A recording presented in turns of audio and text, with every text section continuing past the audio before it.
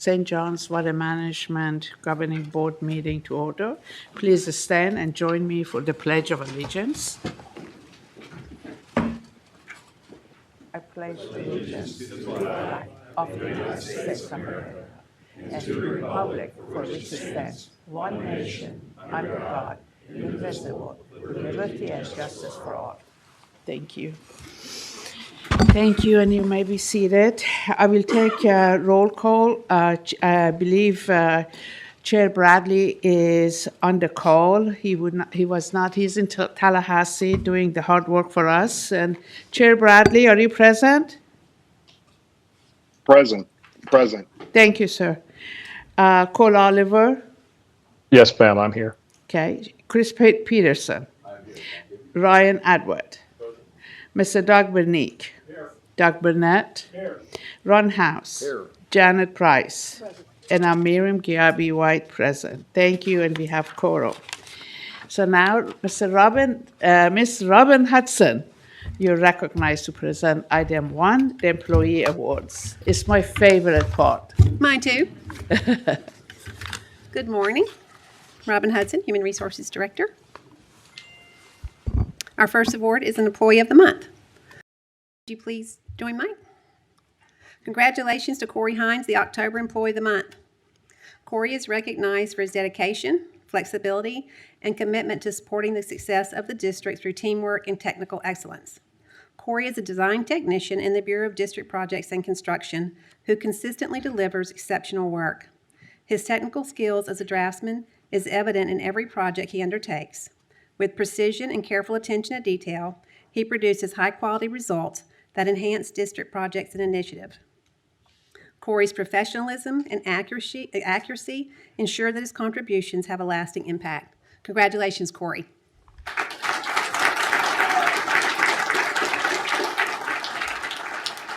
A 5-year service award to Justin Dahl, Senior Regulatory Scientist in the Division of Regulatory Services.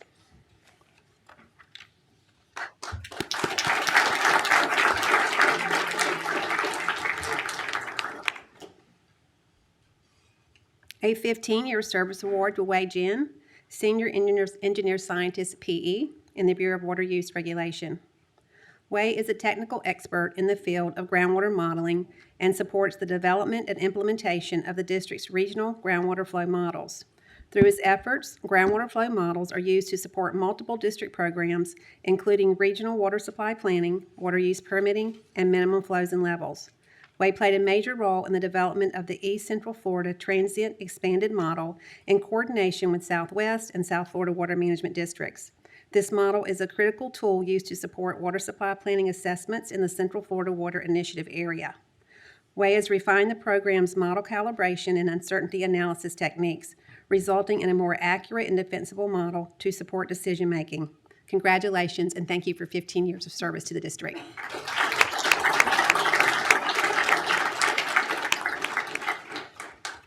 A 15-year service award to Pam Thompson, Information Technology Manager in the Office of Information Technology. We should really title her job Miracle Worker because Pam keeps all of us going technology-wise every day. But officially, Pam supports the personal computing and technology needs of all district employees, ensuring reliable and secure end-user systems. She and her team manage the full life cycle of workstations, printers, meeting room technology, mobile devices, and other end-user tools.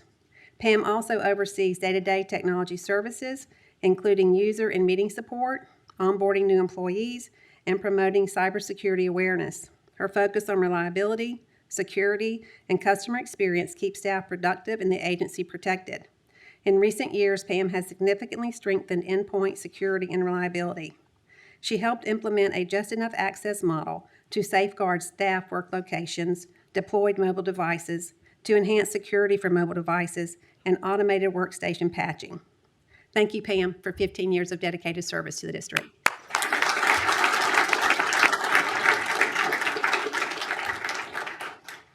A 20-year service award to Preston Ward, Operations Supervisor in the Bureau of Transportation and Facilities. Preston currently serves as the Fleet Operations Supervisor, overseeing the daily activities of the Palatka shop. He supervises staff responsible for the maintenance and repair of a wide range of vehicles, heavy equipment, and boats, ensuring operational readiness and safety. Throughout his tenure, Preston has played a pivotal role in maintaining the integrity and efficiency of the district's fleet. He has successfully implemented inventory control systems, streamlined shop procedures, and enhanced diagnostic and repair capabilities through modern equipment integration. His commitment to operational excellence, mentorship of staff, and dependability have made him a cornerstone of the Bureau's success. His work ethic, professionalism, and respect toward his colleagues and subordinates, as well as the many partnerships he has developed, have yielded tremendous results that reflect the organization's core values and serve as an example for others. Preston, thank you for your dedicated service to the district.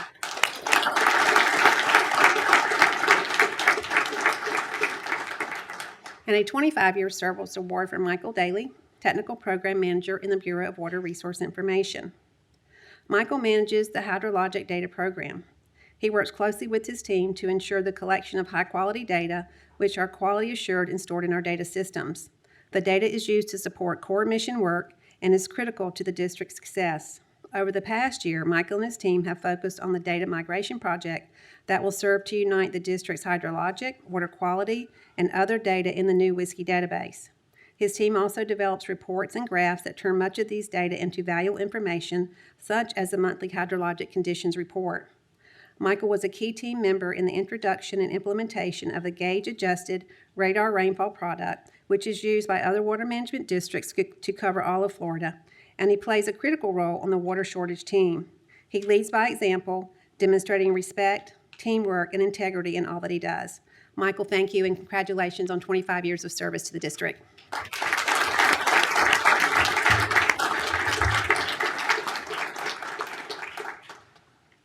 Thank you, Robin, and thank each of you for your dedicated service to our district. We are moving on to item number 2. Mr. Tim Miller, you're recognized to present item number 2, hydrologic condition report.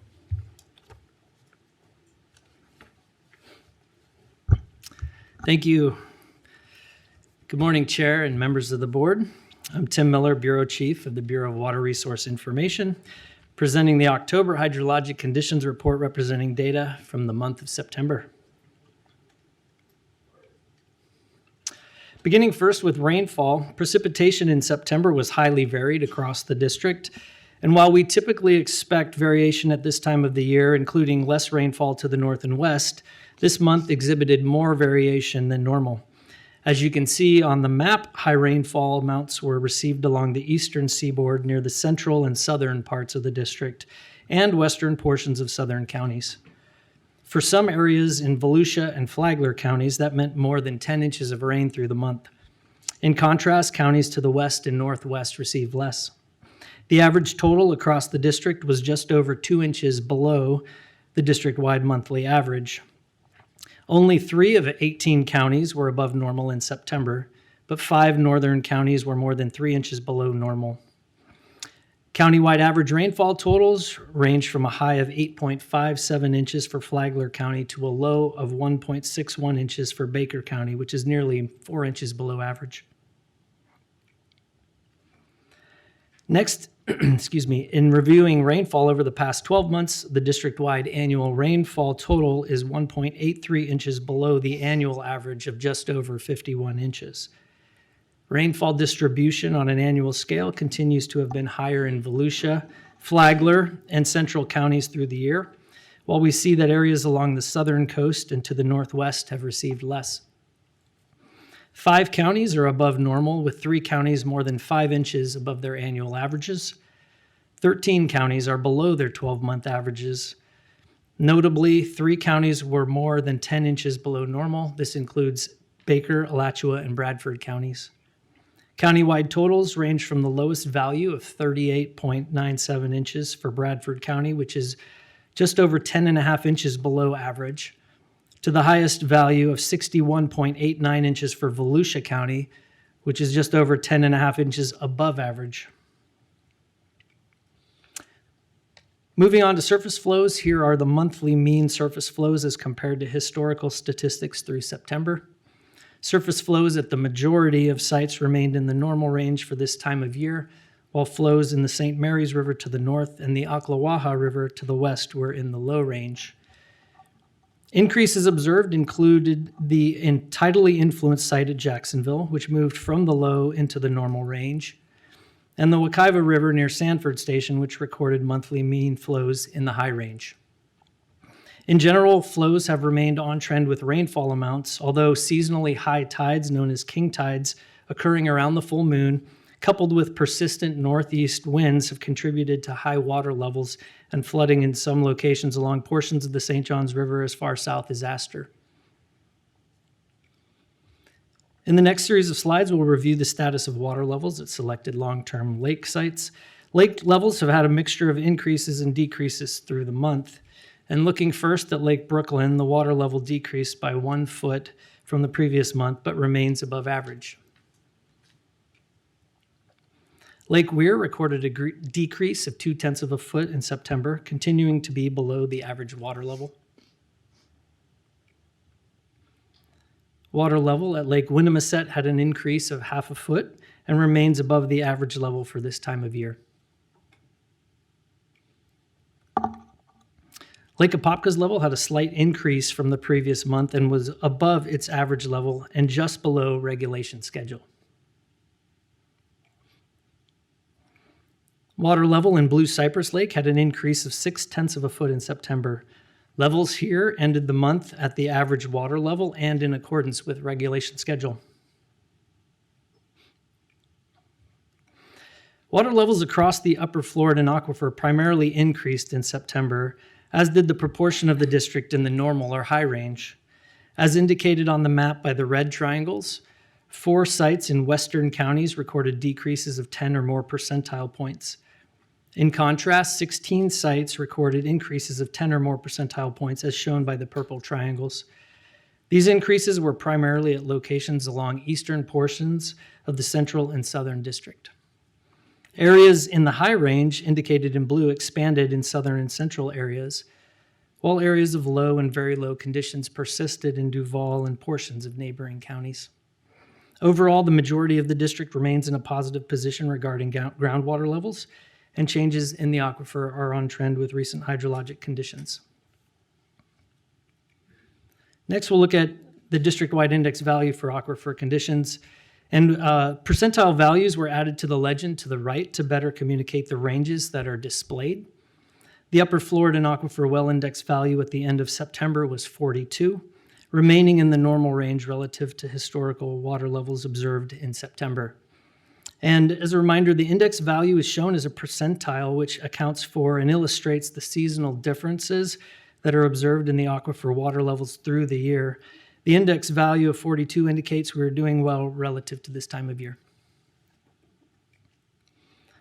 In the next series of slides, I review changes in flow at selected spring sites with long-term monitoring. And as you'll see, changes in flow were mixed. The monthly mean for flow in Silver Springs increased 4 cubic feet per second from the previous monthly mean. And although an increase was observed, flow remains in the low range for this time of year. At Blue Spring, the monthly mean showed a decrease of 10 cubic feet in September, with flows in the normal range. And I just wanted to note that construction activities at the spring that we've been talking about over the past several months have concluded, and those had had intermittent impacts on velocity meter readings. But we've observed stability in those readings in these current ones and expected going forward. At Rock Springs, flow had a slight increase from the previous monthly mean and is in the normal range. A slight increase in flow was also observed in the monthly mean at Wekiva Springs, and flow continues to be in the normal range for this time of year. The well plugging program completed the abandonment of 26 wells in September. The abandonment of those wells provided an estimated potential savings of 1.2 million gallons per day of flow conserved. And since November 2020, the program has now conserved an estimated potential flow of 92.4 million gallons of water each day. And because September concluded our fiscal year, I'd like to take the opportunity to highlight the work the program has accomplished during this past fiscal year. In summary, nearly 190 wells were plugged at a cost of close to $850,000, resulting in conserving an estimated potential flow of over 20 million gallons of water per day. Key staff include our geosciences team of Gary Foster, John Lombardi, Jacob Williams, and Gene Page, and Jordan Norton. And from regulatory, help from Isaac Crenshaw, Mike Turner, and Garrett Rashall. And then finally from Office of General Counsel, Barbara Johnston also contributed. Thankful for those team members. And finally, here's the fire dashboard provided by Land Management and updated through September with prescribed and wildfire data recorded by land managers and burn bosses. 5 prescribed burns were conducted in September, totaling just under 1,200 acres, and there were no occurrences of wildfire. The map on the left identifies burn locations and type, and in the center, the red needle on the dial indicates that the total acres burned in fiscal year 2025 is more than 29,500 acres. And burns to date are a little more than 75% of the acreage goal for the year.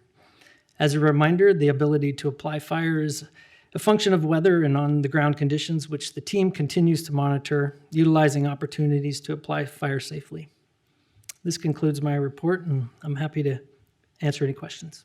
Thank you, Tim. Let me ask a couple of questions. Sure. Do you have the report county by county? I know I saw that you have it on basin basis. For the water levels or Yes, rainfall? Yes. correct. Yes, we've got that information. Would you send it to me? I would send it to all the board members. I'm sure they're interested to see. It's just really interesting to see that Volusia flag where it's getting this much rain. Sure. Do you have any explanation for that? You know, weather How patterns. nature works? Yeah. Weather patterns are such that that's been the spot where fronts have stalled when they're coming in. And then, of course, over the past couple of years, as Milton came through, and prior to that, other hurricanes, that's kind of been the spot where it moved through Central Florida and the rain bands really hit. A lot of times as weather's coming in, you'll get a band that moves across and one area will continually get hit. In this case, it's Volusia County, Flagler, that area, I-4 corridor has been bearing the brunt of the rain for the past couple of years. And obviously to the northwest where we talked about the lower rainfall conditions, that area's been drier. I think the god of golf has been mad at Volusia because nobody's playing golf. Nobody's on the course. Yeah. Thank you, Tim. Yeah, Do any board members have any question? Yes, sir? Yeah, what is the yearly goal for prescribed burns? Do you have an acreage you want to get to? Yes, I may have Brian talk about that, but yeah, there's for the annual goal that's on the in the dial in the center there. That the gold band that's behind the red needle indicates the goal for the year, which is I believe it's in the 30 some odd thousand range. Okay. 35. Thank you. And then on the Florida aquifer, Yes. how are we doing with where we are today versus 10 years or 20 years ago? It seems, if I remember correctly, 20, 30 years ago, it was widely variable, and there was significant drawdown to where it was very critical and very, very low. And it seems like to me the last decade it's been right in that sweet spot of staying where we want it, and it seems as though all the environmental steps we've taken to preserve that is working. And I was just curious if maybe the next update you could show us a historical look of where we were maybe 30 years ago versus 20 versus today. Okay. You know, I remember wild swings of the aquifer to where it was down to where all the city wells and county wells are going dry, and we were in a tough strait, especially in a water poor area like the east coast of Florida is. We're one of the most water poor areas, at least the part of the coast where I live. Yeah. And it seems as though it's with what the districts have done to preserve that resource is working real well. Yeah, we've got some great steps. Our communication team does a great job getting the word out there for water conservation. Those items are definitely an influencing factor. As you know, population growth continues. And as far as historically, we're in a wet period right now. Over the past 8 years or so, we've been wetter than normal. And so, it's almost nervous to talk about it because, at some point we're going to have a swing. And when that comes, we don't know. But right now we're in a tentatively good place. Yeah. I caused the last wet front to come through. I washed my car. I've learned not to do that, so it should dry out now. I'm not washing it, so. Thank you. Any other, yes, sir? Yeah, so sometimes we throw out numbers and numbers sound like a lot and sometimes they don't sound like, I think you were saying with all the wells we've now saved 20 million gallons per day. That was over the past fiscal year in the savings that potential estimated savings, yes. So when you do a DEP water permit, we used to use 300 gallons per household. Might be 350 now, it doesn't make a difference. But that's roughly 60,000 households of water we've saved. And if you went back and looked at some of the springs that we have, and I don't know how much water pulsates from a spring typically, but I don't know, but 20 million gallons of water a day is a tremendous amount of water that one little motion that said we're going to do this has a lasting effect, because it's not just 20 million this year, we'll keep doing it and get more. And so some of that water is not directly there, but what it's also doing, like in Brevard County where you're on the coast, the hydraulic pressure and the seepage of fresh water, and this is actually, now that we're keeping it in the ground, we're sort of keeping a curtain underwater that's not letting the salt water come in as much. So there's like a lot of little intrinsic values, and 20 million gallons doesn't sound, it's only 20 million gallons, but then when you look at it, it's 60,000 houses worth of water, which is an incredible number, let alone how much water a spring, and I could probably ask you, and you can nerd out with me for the next 10 minutes on, well, this spring does so many gallons per day. But that's just a little thing we've done, and we've said do that. And so I think it's a victory that is a major victory that we've made just with a little motion and 850 grand. So when you think about that, and we're always worried about how much water to permit, and oh my goodness, the consumptive use permits, everything we're doing. Well, these big ranches are asking for 1 million a day or this a day, et cetera. And congratulations, that's sort of a big statement. Let me get Mr. Peterson. Yes. It's a whole plethora of projects that I think over the decades that we've undertaken, and you just look at, the well program we were just talking about, or even how much water we're now able to put back into the St. John's from West Melbourne to just the Crane Creek project, which is a fabulous project, and the amount of fresh water that's not going to the lagoon that doesn't need it. And we've got other projects that are coming along that are also going to continue to contribute to that. So, and then, some of these water sources are taking less and less, not less and less, but not looking to the aquifers as much as we are looking to surface waters, in particular places that we're able to utilize it. So we're not pulling the growth as much out of the aquifer. So I think the modeling work that the district does, and looking forward with population projections, we've really been able to use the science and the data to really be able to forecast what we're going to need and where it's going to come from, and what recovery strategies in certain areas we need to undertake. Like we're doing here in North Florida, all of those things cumulatively, I think, are making, we're making progress, which is a good thing. Thank you. Tim, would you like to, do you have anything to add? No further comments. Great discussion. Thank you. Great. So I appreciate you sending the presentation, and also by the counties to all of us. Yeah, we can include For those the- data. Yeah. Sure. Thank you so much. Appreciate it. Thanks. Moving on to item number 3, approval of consent agenda. I'll ask board members to consider items 9 through 17. So I'll take it. Second. Okay, thank you. As any of the members would like to pull any of the items? No? Great. So if there is no items to be discussed, and we have a motion and a second, And no further discussion. All in favor, say aye. Any Aye. opposed? Motion carries. Thank you. So item number 4, Mr. Dale Jenkins. It's good to see you. So construction progress update for the Black Creek Water Resource Development Project. Before you start, Dale, let me ask Mr. Register if our board members online have any question, or do we need to ask one by one, or they can push They something? can talk if they have any questions, so they Okay, can interrupt. all right, thank you. Good morning, Madam Dale, the Chair floor is yours. Good morning. and board members. I'm happy to present my monthly update and let you know what's been going on at the Black Creek construction project since last I talked to you in September. Okay, so we're at 95% complete now on the treatment system construction. So we're getting close. Obviously, as you know, the pump station intake and the pipeline are all complete.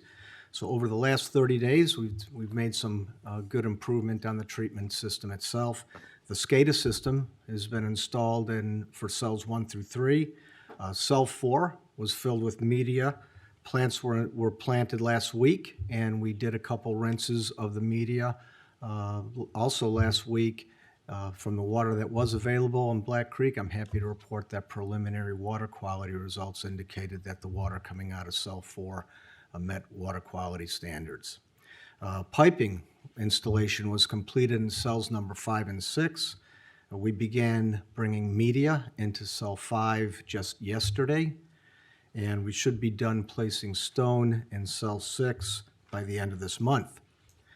Over the last week, we began pumping available water in Black Creek to keep the storage tank full and to keep hydrating the plants in cells 1 through 3 and now 4. And this photograph was taken at the end of September. You can see that the plants are doing pretty well in those first 3 cells, and cell 4 is just recently planted, but it doesn't show it here. But that's that black cell with just media in the background. Okay, so we're maintaining the plant growth, and we're not pumping any water yet out into Alligator Creek because in the near future, we're also going to be constructing some improvements down at the treated outfall area that goes into Alligator Creek, which is a receiving water body.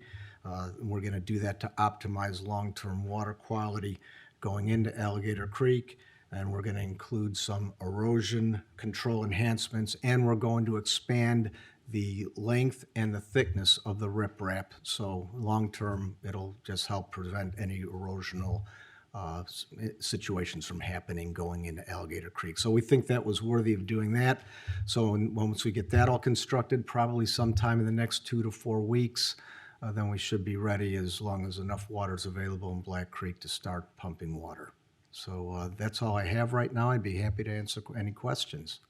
Thank you, Mr. Jenkins. Any questions? Yes, Madam Mr. Chair, Atwood.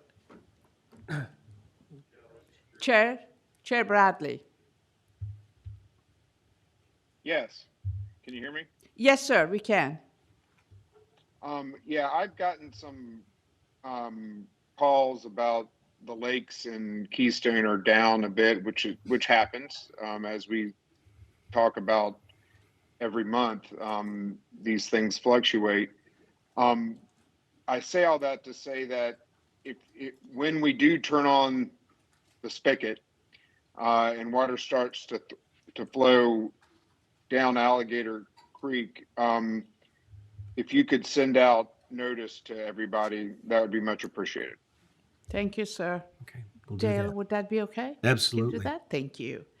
Mr. Atwood. You might have told us already once, but what kind of plants are planted in the media? I don't know the official scientific name of those, but there's 2 different types. One type's like a broadleaf plant. The other one's more of like a pampas grass kind of a thing. And these are plants that do really well in this type of media. They can stand up to a little bit of drought, and when they're wet, they grow real well. So their roots help to kind of open up some other pathways in the media, so the water can get in there and drain down a little bit better. So I can find that out for you, though. I was just curious. Thank you. Oh, okay, so you got two They are, yes. for one? And Yes, Doug? Yeah, just a comment. I was at a cocktail party the other night, and I was talking with some landowners that couldn't find any developers or contractors to work with for a big projects. And then I happened to play golf with two of the biggest in the region, saying they don't even take any phone calls anymore because they have too much business. They can't get any further down the road. And it's just booming. Yet we come here and we listen to Dale, who gets it done. I think that's just amazing, Dale, what you've gotten done and how fast you've gotten this project and all of our projects. I just want to compliment you and your staff for moving the needle. And it's so nice for the board to hear the progress for this district and the investment from the public, and to see it getting done and turning dirt, and then finally turning the key and opening the project up is just phenomenal. So kudos to you and your staff. thank you, Mr. Borney. Appreciate it. Thank you, Doug. Well said. This project, I think I can speak on behalf of all the board members that is very important to us and for the state of Florida. So Dale, good job, and keep us abreast of the progress. Thank you. Will do. Thank you, Madam Chair.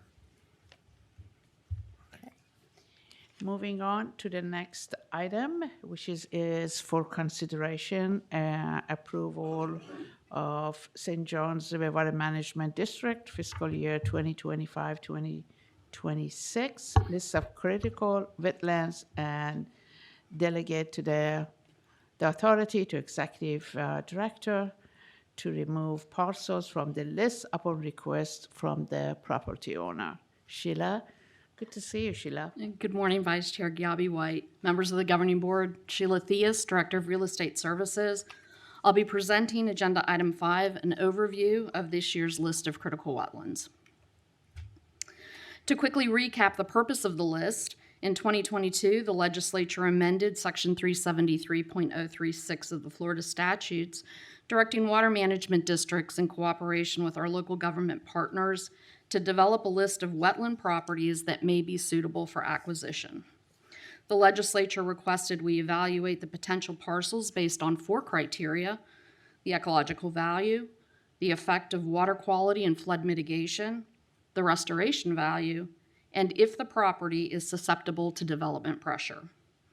The district published the first list of critical wetlands on November 14th of 2023, and since then more than 6,500 acres identified on the list have been acquired and placed in public ownership. This slide describes this year's project timeline. Staff met with our local government partners to review the recommendations for this year's list in June. The requested additions were then reviewed by district staff from the Bureau of Land Resources, the Divisions of Regulatory Services and Water Resources, and the Chief Resilience Officer. Staff provided Real Estate Services with their analysis and recommendations for the parcels identified. Letters informing owners that their property will appear on this year's list went out on September 12th, and the letters allowed the owners an opportunity to remove their property before presenting the list this morning for your consideration. After the governing board memo was published, one additional property owner requested a 10-acre parcel be removed. This brings the total of 10 owners requesting removal from this year's list and changed the numbers of new parcels referenced in the governing board memo from 52 to 51, as reflected on this slide. This year's list consists of 404 individual parcels totaling 60,618 acres. 51 new parcels are located in Brevard, Indian River, Lake, Marion, Nassau, Orange, Seminole, and Volusia counties. And I'll quickly run through this year's additions over the next few slides. In Brevard County, 7 parcels near the Pine Island Conservation Area meet 3 of the 4 criteria identified in the statute and are recommended as additions for this year's list. Staff recommended 3 parcels in Indian River County along the Indian River Lagoon as additions. In Lake County, parcels located in 3 distinct areas were identified as additions. The properties adjacent to the Pine Meadows Conservation Easement captures the entire boundary of a wet prairie. The Lake Apopka West Shore parcels connect with county-owned lands and are an extension of our work at the lake. And the owners of Wilson Island requested the parcels be returned to the list after being removed last year. In Marion County, the property is located adjacent to the district's Silver Springs Forest and includes regionally significant wetlands connecting to the Silver Springs spring shed. In Nassau County, we have the opportunity to add to the conservation corridor at Cary State Forest within the Florida Wildlife Corridor. The parcels in eastern Orange County are located within the optimal conservation corridor designed to connect Hal Scott Conservation Area with Charles Bronson State Forest. The recommended additions to the list in Seminole County will expand or add to existing conservation areas along the St. Johns River and its tributaries. And finally, in Volusia County, the recommended additions provide flood mitigation along the St. Johns River and expand existing conservation corridors that protect freshwater marshes and cypress swamps. Staff requests approval of the fiscal year 2025-26 list of critical wetlands. This concludes the presentation. I'm happy to answer any questions.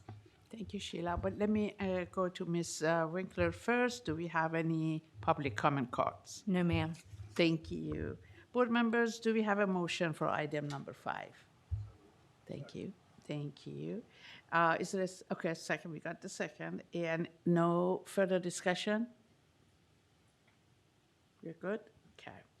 There being no further discussion, all in favor, say aye. Aye. Aye. Thank you. Any Aye. opposed? Thank you. Any opposed? Motion passes. Thank you. Moving on to item number 6, Mr. Clay Corsi. So approval of this water management, the 2025 minimum flows and levels, MFLs. That's the priority list that we get, and it includes schedule, right, Clay? That's correct. So, thank you. So you're recognized. Good morning, board members. I'm Clay Corsi, the Director of the Division of Water Supply Planning and Assessment here at the district. Just a quick reminder that MFLs are really the cornerstone of our consumptive use permitting and water supply planning programs as they define the water that is available for use from our natural systems without causing harm to those systems. A joint public workshop was held with our 2 sister agencies to present the MFL priority list on September 18th of this year. Then a little bit of down into the meat and potatoes of this. We're proposing the Wekiva Basin MFLs, which are shown with the red stars here, for adoption in 2026. And then if we look at the the yellow star there for Johns Lake, and then for Lake Pravat, proposing those for 2027. Then if you look at the orange stars, for Lake Weir, Lake Griffin, the Burrell Basin, and Lake Apopka, those are proposed for 2028. One thing you'll notice on this map that's interesting is it's focused on our Central Springs East Coast Planning Region and our Central Florida Water Initiative area.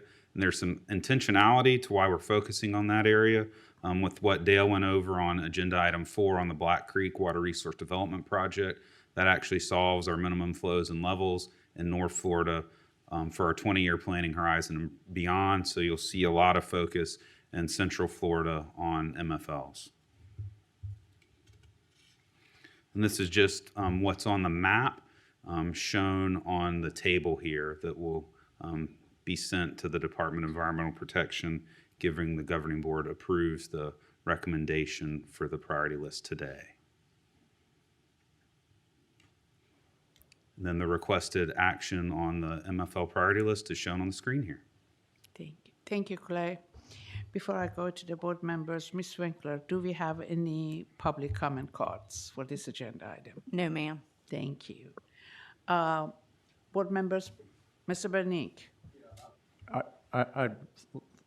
agree with this list 100%, and I just want to comment, and I'm sure the staff knows as well, but equally important is getting septic tanks out of these basins. I kayak 2 or 3 of these springs on a regular basis. I try to do it once a month on rock and Waikaiva against the current for a workout. And I just have watched the streams go downhill with the growth of algae and exotic plants that are growing there because of the increased nitrogen and phosphorus loading. So as soon as we can get those basins to get off the septic tanks, the better. But I think this list is great and support it. Yeah, I so agree with that. That is one of the sources of our problem, and I don't know what the corrective solution is. Definitely. Is there any other questions for Clay? No? I have a couple of questions for you. So you said that there was a joint meeting with Southwest Florida and Southwest. Tell me a little bit about that. What was the goal? What did you accomplish? When we do a regional effort, it impacts all of us greatly in a positive way. So I'd like to know what went on, and how did it come out? Absolutely. Results, yeah. So we're required to coordinate with the 2 districts there in the Central Florida Water Initiative area on our minimum flows and levels. So as opposed to just having individual workshops, there's actually a joint workshop where we go over the priority list from all 3 districts in that area. So the idea is to make sure that we're having that public outreach to make sure the stakeholders are aware of what our MFL priority list is and to get any feedback that they may have on that priority list. So is that a public meeting? Yes, it's a public meeting. And how many people showed up? So this was a virtual meeting. If it's similar to what most of our meetings in CFWI have, usually there's somewhere between 50 and 100 on the line. For this one, I'd have to check to verify how many were on the line. Yeah. Look, I'm interested to know, how do we reach out to people to get them, this is really important to public, and I think, and I like virtual meetings for this type of meetings just because more people can attend. But Clay, if you want to reach out to more, you need to look at demographic, and you really need to have somebody go there and give them a flyer that this is, happening. That's what, we in transportation do the same thing. So it takes a little bit more effort if you want to reach out to more public. Thank you. Is there any other question? Yes, Mr. Peterson. I just maybe wanted to comment or have Mr. Corsi comment a little bit about how this CFWI ties into what we're talking about and these MFLs and the work that's just been recently completed that will be coming to this board shortly. Sure. So thanks to Mr. Peterson for volunteering his time to be the St. John's representative on the steering committee, which oversees the water supply planning effort for our Central Florida Water Initiative area, in partnership with other 3 districts, DEP, Department of Agricultural Consumer Services, and other stakeholders. So in November, we'll be bringing to the board for your consideration the Central Florida Water Initiative 2025 Water Supply Plan. And the steering committee, a little bit of a preview, steering committee voted unanimously to request that the boards approve that plan at their meeting. And Mr. Peterson was a part of that. So this is a like I said earlier, a cornerstone. These MFLs are what we're really looking at. One of the main things in those water supply plans and our consumptive use permitting process to know, do we have the traditional groundwater sources available for that, or do we need to start doing projects? And you've seen in the Central Florida Water Initiative area with the rule that DEP's adopted that we have a limit to the 2025 demonstrated demand. And Mary Ellen's June presentation went into a lot of detail with all of that. But, this really, the solution is going to be projects and conservation in that area of our district. Thank you. Thank you. Clay, you're not expecting us to remember the presentation from June. So if it's very important, you may want to resend to us, But I do actually remember that, and it was very good. So it was impactful. So thank you, Mariella. Thank you, Clay. So board members, do we have a motion for item number 6? Is there a second? There being no further discussion, all in favor, say aye. Aye. Any opposed? Aye. Motion carries. Moving on to item number 7, Amy Wright, you are recognized to present item 7, Operations and Maintenance Work Plan for fiscal year 2025-2026. I think it's that time of the year. I know, it feels like just yesterday, right? Yes. Good morning, Madam Chairman and governing board members. My name is Amy Wright, and I'm a supervising professional engineer in the Bureau of Operations and Maintenance. And my item for your consideration today is approval of our Bureau's fiscal year 25-26 annual work plan. You'll recognize the map on the left, which shows in orange hatch the areas where the district provides structural flood protection in the form of flood control levees and water control structures. The map on the right shows the locations of the projects in our work plan for this year. The items in red are projects in the O&M Bureau budget, and the items in blue are in the budgets of other bureaus. It should come as no surprise that the bulk of our work falls in the areas where we provide structural flood protection, namely the Upper St. Johns River Basin and the Ocklawaha River Basin. There are 25 total projects included in this year's O&M work plan, and we've divided them into lists based on the funding source. The 12 projects on this slide are funded through ad valorem money for a total of nearly $2.5 million worth of work. As you can see, approximately half of this cost is dedicated to reducing seepage through the C-231 levee, which I'll discuss in greater detail on the next slide.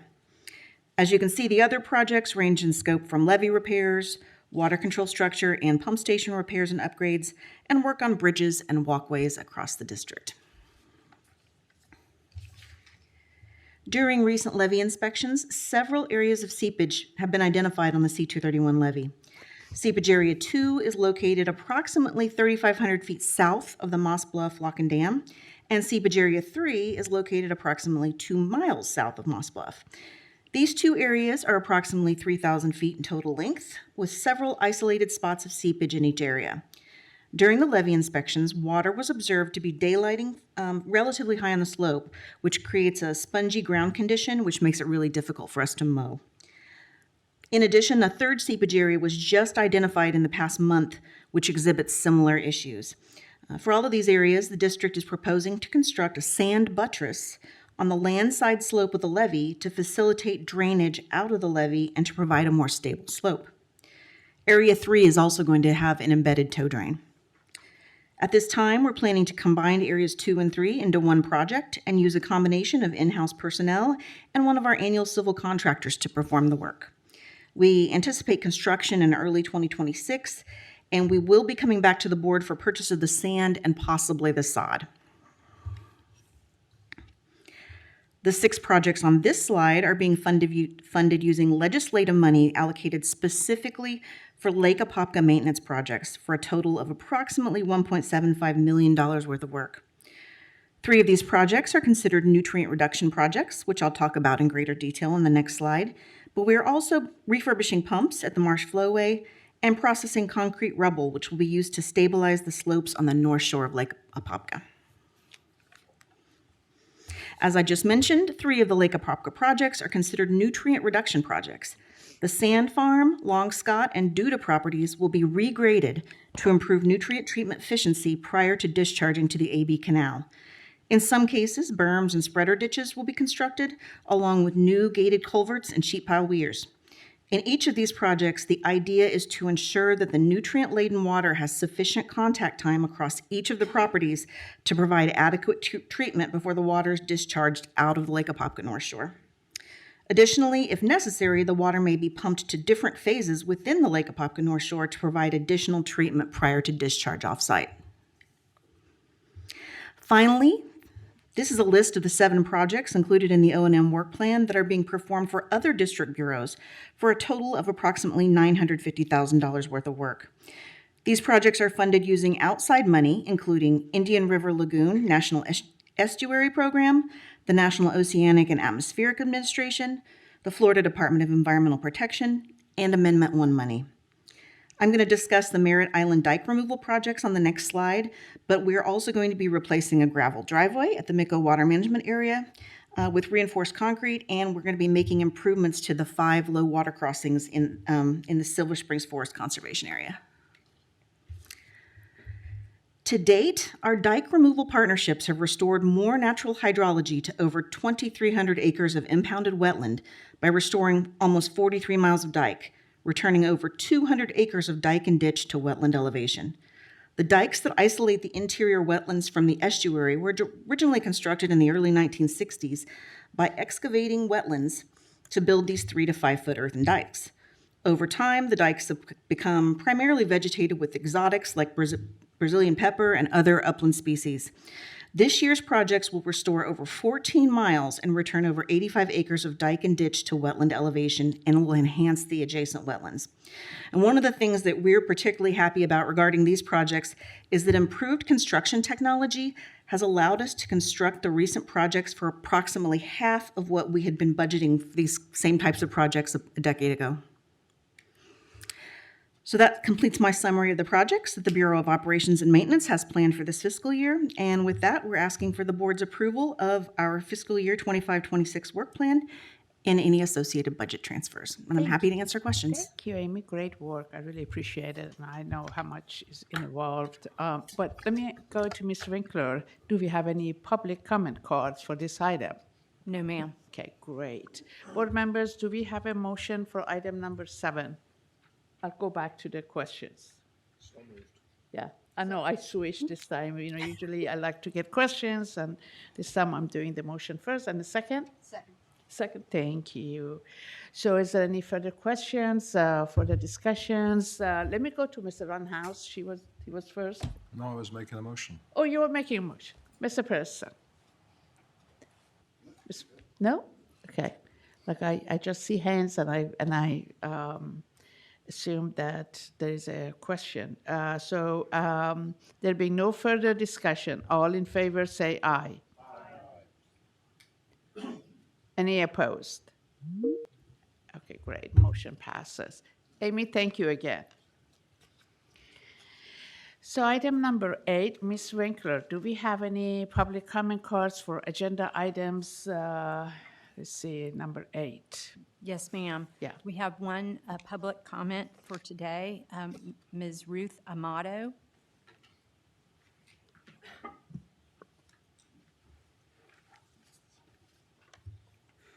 Hi. Today, before I came in, I looked up what the gauge height was at Lake Harney.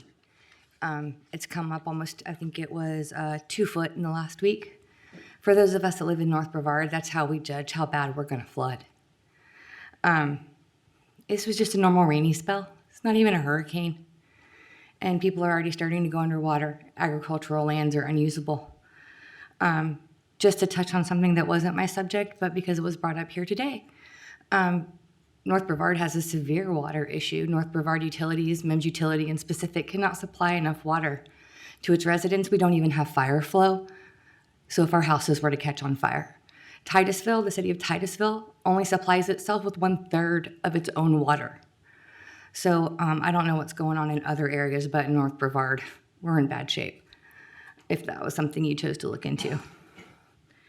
Last time I came, some meetings came out of that discussion and in my comments. And from that, what we learned is there's modeling in place.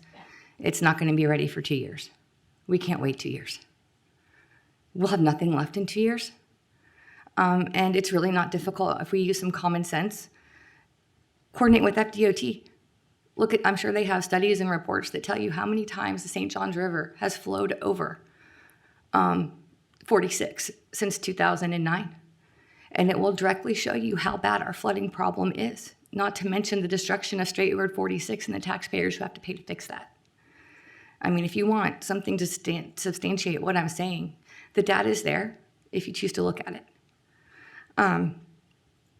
Having said that, and my time's coming quickly over, we have 2 conservation areas sandwiched in between the land I so fight for with everything that I have. Salt Lake Wildlife Management Area and Buck Lake. Salt Lake Wildlife Management Area has over 40,000 species on it. It is currently half underwater with stormwater, and we will not see the crest of the St. Johns River in our area for days yet. Buck Lake, that is where a lot of the bears are relocated to. The problem bears go to Buck Lake. Also, I can imagine underwater at this point because the parks close to it are completely submerged. This is a very serious issue that we're dealing with in North Brevard, and I don't say these things to bring ugly things up. We need people to come to the table. We need solutions, and we need help. And so that is why we have to say the ugly things to get to the good things. And it's just really not pretty down there. And anything that you guys could do to come to help. I mean, you guys can look at the data from FDOT, and you can see what I'm saying is true. We need some help, please. Thank you, ma'am. Appreciate it. Are we talking with Brevard County? Are we collaborating with them?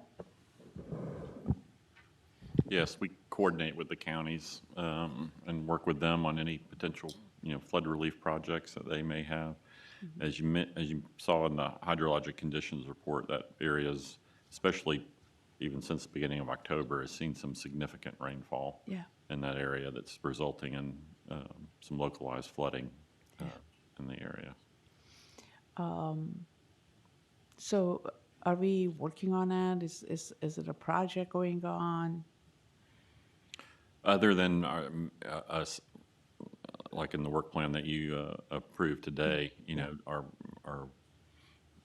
flood structures that we have within that area that have the potential to affect it, we manage those in a way to try to minimize flooding. Okay. But we don't have anything specifically in the works as far as, a large flood control or flood management thing in that area. Yeah. I have seen flooding in so many different areas. This concentrated rain, I'm not kidding, for the last, because I lived there, as you know, the last 6 weeks or 2 months, the rain that Volusia and Flagler got, I didn't know about Brevard that they got that much rain too. Brevard and Osceola has gotten, especially recently, I was down there meeting with some landowners. Yeah. And they were remarking on how much rainfall they had gotten and how high the water levels were in the area. Yeah. Yes, ma'am. Just another question. The gauging station got mentioned, and I just wondered if we had, based on the data from there and some others, if there's a predictive plot trend for how the water will slowly go down, assuming the rain moderates. For a couple areas, they have that where you can plot out, when the crests are going to peak and when they're going to go down. And we do have modeling capabilities within the area for flood forecasting that we utilize whenever we're doing a project or those sorts of things. So some of that is available, but not for every gauging station. Yeah. So do we have any insight on how the river is going to decline?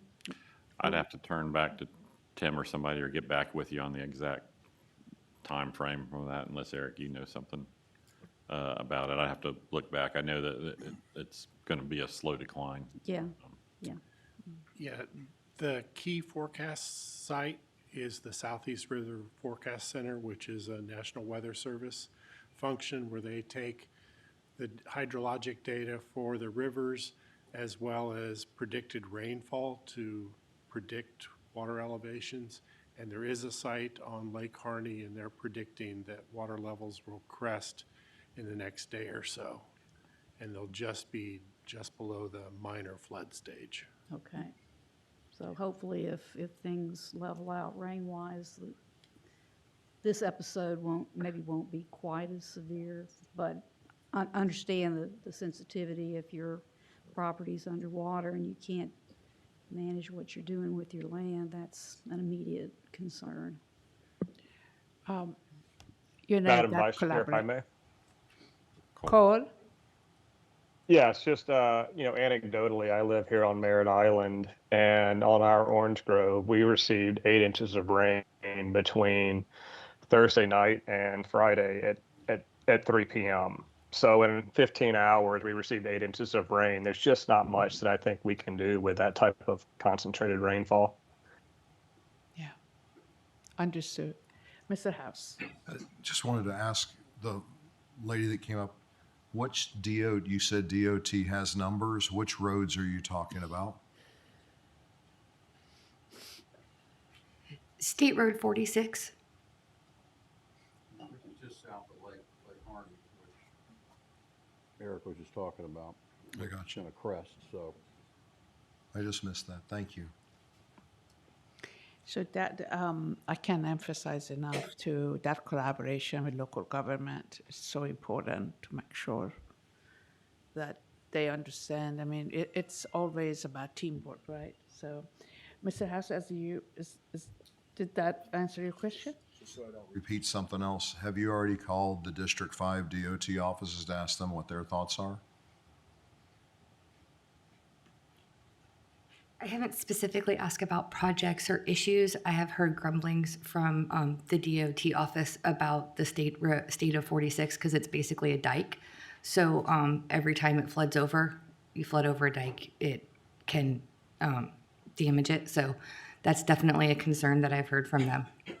Thank you. Yeah, thank you.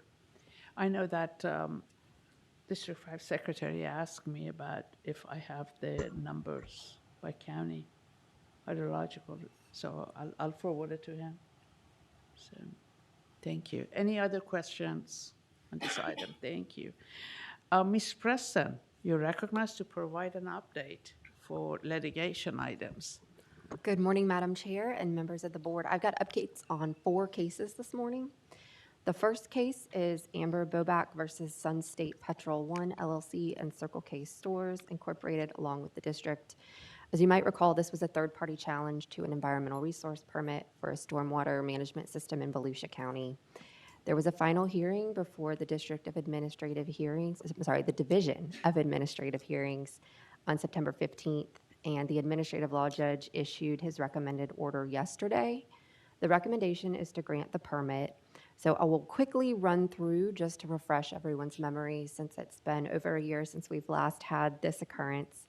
But there are several statutory requirements that become applicable when we've received the recommended order. So the first reminder is the parties will have 15 days from the date that was yesterday that we received the recommended order to file exceptions to the administrative law judge's findings of fact and conclusions of law. Once those exceptions are filed, and then the parties have an optional response period that they may file responses. Once those are filed, then the district is charged with reviewing the record, considering any exceptions and responses that are filed to those exceptions, and then entering a final order that rules on each exception and ultimately makes a final decision to issue or deny the permit. So we also have a separate team of attorneys from my office that are designated specifically to advise on the final order. These are folks that have not been involved in the litigation. For this case, the final order advisory team is Kersey Carnes and Buffy Snyder. And just to put names and faces for you all, they're seated to my left. Actually, they're standing now. These are the final order advisors for this particular case. And depending on whether the ultimate recommendation by the final order advisory team is to issue the permit or to deny the permit, the final decision may be made by a district staff member. This is if the recommendation is to issue the permit, or it might be made by the governing board if the recommendation is to deny the permit. And this is because there's a statutory requirement that requires decisions to grant an environmental resource permit be delegated to staff. Finally, the scope of review for the exceptions is also limited by statute, so it's not a de novo review in the least. Findings of fact generally cannot be rejected or changed unless a review of the entire record shows that they're not supported by the evidence. And also, the proceedings did not comply with essential requirements of law. Those are the only ways that we can change facts. The conclusions of law have a similar narrow review. They cannot be rejected or modified unless the district has substantive jurisdiction. So this would be a question specifically about something in Chapter 373. And our substituted conclusion is as or more reasonable than that of the administrative law judge. And then the last thing to note just about this procedural state that we are in. Once we have the recommended order, you all will each be receiving a memo later today in your email with a list so that you know the names of the folks that you're not allowed to talk to right now. And that's because the statute imposes an ex parte prohibition from talking about the merits of the case with any of the officials that will ultimately enter the final order. So just in case, it applies to the governing board and the delegated staff. And each of you, like I said, will be provided with a list of those folks who were witnesses or advocates at all in the case. So that's it for that case. The next case is a third-party challenge to an environmental resource permit issued to HG Troon LLC. This is a Lake County environmental resource permit that authorizes a stormwater management system. There were two petitions pending at once for this petition. However, the individuals who had filed their own, this was Mr. Custer, the Chens, and the Haydens, have dismissed, they've withdrawn their petition, so it's been dismissed. And the county's petition was referred to the Division of Administrative Hearings last week. So the applicant and the county they have been engaged in discussions to resolve it. I believe they might be getting close. But so they are continuing to work on discussing a mutually agreeable resolution. The last update is the Florida Springs Council versus the Department of Environmental Protection. This is pending in the First District Court of Appeal, and it's an appeal from an administrative law judge's order upholding the department's outstanding Florida Springs rule. The St. Johns River Water Management District and Southwest Florida Water Management District had participated in this rule challenge in support of the department because the result of the case will impact whether the districts will apply the rules to consumptive uses of water that may impact an outstanding Florida spring or spring run within any of the districts. And the St. Johns and Southwest Florida Water Management Districts joined the department on the answer brief, which was filed yesterday as well. The next step in this case is an optional reply brief if the Springs Council chooses to file, and that would be due November 12th. And the last final update is a resolution. I'm happy to report that the circuit court case in Indian River County between this district and the Fellsmere Water Control District has been resolved on September 16th. This concludes my report. Thank you, Erin. I really appreciate it. So now we are at item number 19, governing board comments. Members, do you have any comments? Yes, sir? One on State Road 46, I travel that quite a bit, and one, there's a heck of a lot of deer, and two, it is really flooded along that corridor. And three, and I travel it early in the morning, so it's 6 a.m., 5:30 in the morning when I go through there. It's 60 miles an hour, so I might not have seen it, but I don't think there's a sign on the St. Johns River saying, like, when you cross the river of Florida, you're crossing the Kissimmee River, you're crossing this river. I just didn't see the most famous river we got in Florida, the St. John's, a sign saying you're crossing it on 46, FYI. That's interesting. Mr. House, I think is that something that DOT would consider? Well, Mr. House is the boss of DOT, so here's the chair. So anybody that has a request? I wrote it down. Yeah, you wrote it down. Welcome to the St. Johns River, home of the St. Johns River Water Management District. Board member Doug Bornick. I'll see if I can get that installed immediately. No. Yeah, we can. I think that's a good. It should say. Yeah. Historic St. Johns Agreed. River. It says historic Swanee River, so why not? So. Agreed. It's a good point. Yeah. Okay. Thank you. Is there any other comments, questions, board members? Okay. I got one thing. Yes, sir.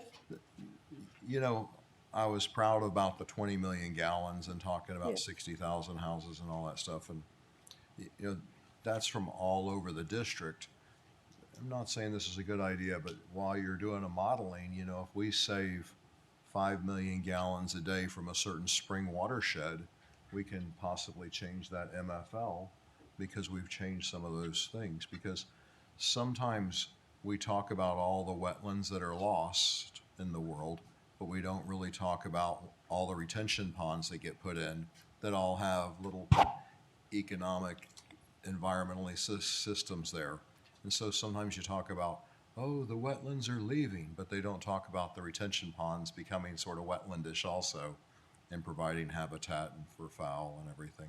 So I don't know if there's a positive that could help an MFL in an area, because if you think about 20 million gallons, that really is 60,000 houses. So it is a number. I'm not saying it's the right number, but I don't know if we're including that in our modeling or any of that stuff, and I'm not trying to put Mike on the spot or anything, but it is an idea and a thought process, because the more we save, someone that's starving, congratulations, we can put it over there if you need to, because at some point when we do minimum flow levels, it's going to cause a problem, and then when that problem happens, they're going to have to work through it. And so there's a conversation there. It's not just making the statement. I'm not asking for any response. Great, thank you. Well said. Moving on to item number 20, Mr. Register, you recognize to provide your report and calendar. And don't forget your report on Christmas party. Thank you, Madam Chair, members of the board. We'll start off with Graham Williams, a land manager in our Bureau of Land Resources, joined the communications team for a day to lead several local media outlets on an airboat tour of Lake Jessup, where they were able to see the swamp sunflowers in full bloom, which is a unique event that only lasts for a few weeks each year. We got some pictures up there of that. Along the way, Graham shared his expertise on district lands and highlighted the importance of Lake Jessup's floodplains, particularly in managing water and providing critical protection during hurricane season. A thank you. We mentioned Chris Peterson's involvement in CFWI, but he also participated in a recent Indian River Lagoon event in Titusville. The event focused on updates about projects and progress being made to protect and restore the lagoon from a fishing perspective. The event reinforced the importance of our continuing work with all of our partners, including Governor DeSantis, DEP, and many local stakeholders to protect and restore the lagoon. Thank you for doing that. These are some photos, the Division of Infrastructure and Resources work plan that you approved today. There's some additional coastal wetland restoration planned in the Indian River Lagoon. These photos on this slide show some of the work that's been completed this year in an impoundment area on Merritt Island. On the left, you can see where the former dike was graded back to match the natural wetland elevation. And on the right, you see that with higher fall water levels, the area is now inundated, confirming it was graded to the correct elevation. This technique not only restores wetlands, but also connects a much larger area of wetlands back to the lagoon. In September, the district's lab hosted the Southwest Florida Water Management District's lab team to discuss data integrity. During the annual visit, chemists from both labs shared ideas on testing methods and equipment. A few weeks earlier, the district's lab had passed its annual assessment with no recommendation for improvement. Lab managers from the district, Southwest Florida, will meet again soon to discuss their assessments and share updates on lab operations. And finally, in our effort to continue our commitment to safety and preparedness in the field, Senior Land Technician Alex Otten and Land Manager R.H. Davis led Land Resources staff through hands-on training on the safe operation and maintenance of the Marshmaster there at Sunny Hill Restoration Area. As far as calendar goes, the district will be closed for an observance of Veterans Day on November 11th. And this happened to be on a Tuesday, so it means that our board meeting will occur on Wednesday, November 12th.